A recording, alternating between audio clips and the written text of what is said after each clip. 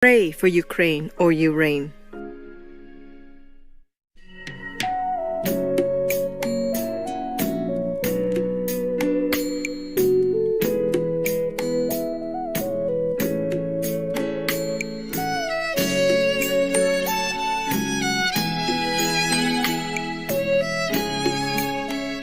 To see our Buddha nature means to become one with God or to see God. Now, how do we know if we see God or we have not seen God? Or will we see God or won't we see God? Or whenever we see God, how do we know? And what is God? Or what is Buddha nature? Now we have to refer again to the Bible, the Hindu scripture, the Sikh scripture, and whatever scripture, the Taoist scripture and Buddhist scripture. In the Bible, it is said, in the beginning was the Word, and the Word was with God, and the Word was God. So, if the Word was God, then if we hear this word, then we may say that we have heard God, or we are in contact with God.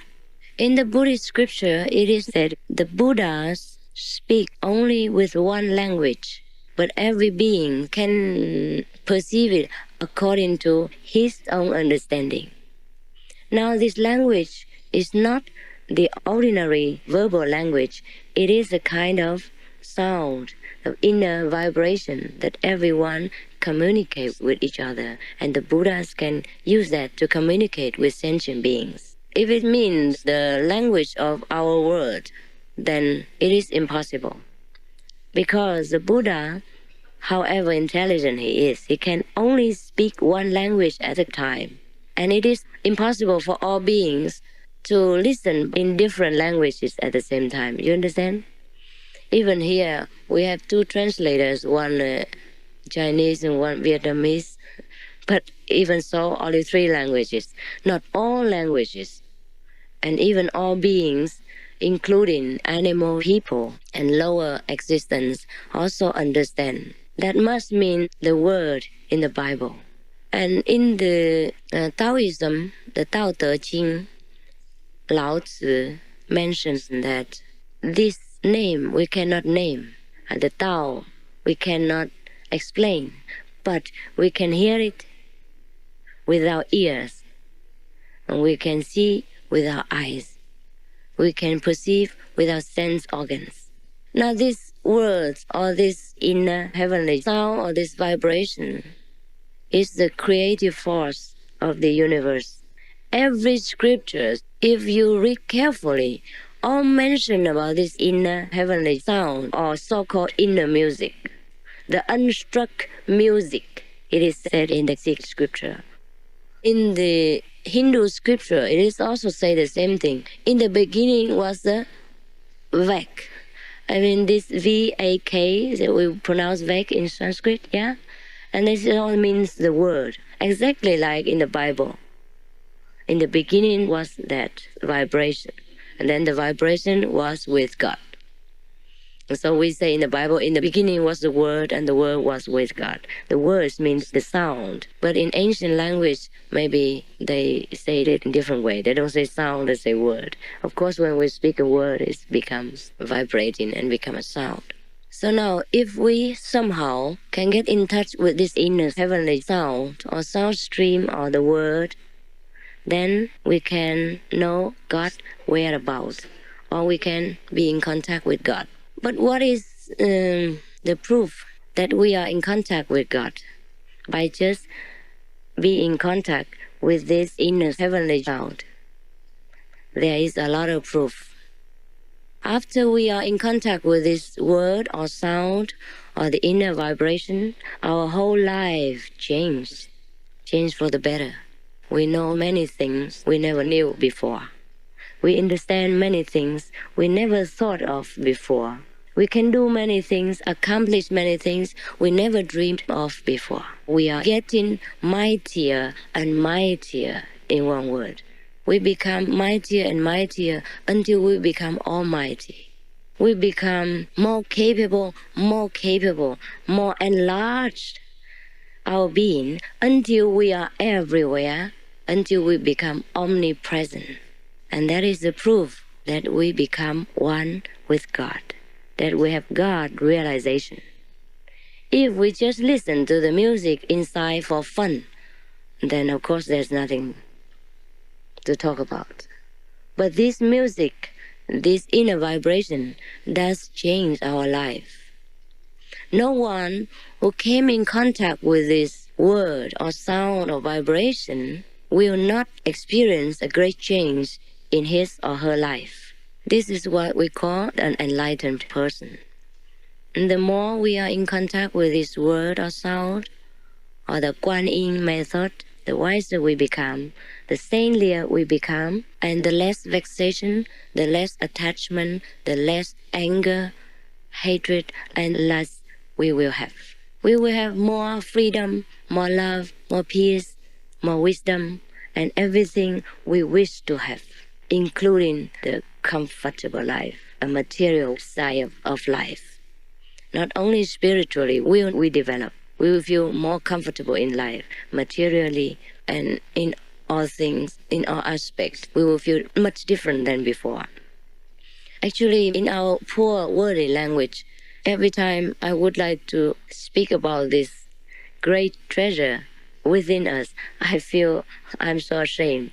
I feel I make a poor job of it. But I have to try somehow to convey a little part of this great wisdom to you in order that you might feel interested somehow and then find it out for yourself. And then you will know what it is without any language. Because when we are transmitted this method, we don't speak even. And that is even the best time. Then you will get enlightenment. You will get something you never had before. And you will feel something you never felt before. So light, so relaxed, so beautiful, so sinless. That is the meaning of baptism. That is the meaning of taking refuge in the three jewels, the Buddha, the Dharma, and the Sangha. What does being baptized mean? When Jesus was baptized by John the Baptist, I have mentioned, he saw the light that came from heaven, came down like a dove. You remember? So when we are baptized by any person whosoever claims that he can baptize you, he must also give you at least some inner heavenly light. It's like this dove that came from heaven, or the light like a big flame, which is mentioned in the Bible. Or you can hear the sound of God like thunder, the thunderous voice of God, or the voice of many waters. Then you are sure that you are baptized. To take refuge in the three jewels, in the Buddha, in the Dharma, and the Sangha means exactly the same thing. When the Buddha laid down the rule for taking refuge in the three jewels, he said, when we take refuge in the Buddha, the Dharma, and the Sangha, it's supposed to be that we are free from all hindrance of karma. We never come back again as a ghost. We never go to hell. We will see light. We will become the bodhisattva, meaning the saint. Now, to become a saint or to become an enlightened person implies we must see light, because enlightened means light, to have light, enlightened. We have to be enlightened inside. The light is within us, but we have to be enlightened. So if we don't see any inner heavenly light, when we take refuge in whatever organization or are baptized by whomever, then we must doubt in our heart whether we are truly baptized, if we are enlightened, if we are free from the darkness. To take refuge in Buddha means what? Buddha means an enlightened being. So whoever gives us the refuge must be enlightened. Otherwise, he is not called Buddha. And the past Buddha cannot enlighten us, however enlightened he was. Or else, the Indian people, when the Buddha was alive, could be all enlightened already by just being with him, being around him, being under the same sky, same country. Most people with Buddhism believe that if they worship the Buddha, bow to his statue, and light an incense, offering some fruit and flower, then they are safe and they are taking refuge already in the Buddha. I think it is the most mistaken concept. Because the Buddha statues, no doubt, represent the past Buddha, but not the present one. And the past Buddha cannot help us in any way except to leave behind some little theory for us to follow and to examine, to make reference. And some of us, we go to the church and get baptized and get some cakes, some very tasteless cakes. And we think we are safe from the hellfire. I'm glad people do that anyhow. The symbolism of truth at least is kept, well kept. And I'm glad they do it. Why I'm glad? Because it shows how innocent people are. How easy to believe. How naive. At least it means we are so innocent, so pure in the heart, easy to believe anything. So I'm glad the Buddhist people go to the temple and offer fruit to the wooden statue, and I'm glad the Catholic believers go to church and repeat some of the ancient experiences like the flame and the voice of thunder and voice of many water, and then thinking that they are saved. At least they show their purity and innocence. But innocence and purity could not help us much if we in this lifetime do not see the Buddha, do not experience God ourselves. It is like someone just fix a telephone in your house without wire connection and tell you, here, that is a telephone. It looks like everybody else's telephone, and that's it. Now every day you can dial number and talk. But what is it? You are talking to yourself only. The connection is not there, and the other end cannot receive anything. If we believe by talking on one side of the telephone and no answer from the other side, that is all right. Then I think we are the most innocent people in the world. Is that not so? Now to believe that God hears us and we get no response from Him is even more innocent than that. Before, I was that innocent. Every day I also would go to church and go to the temple, believing that was all there was to it.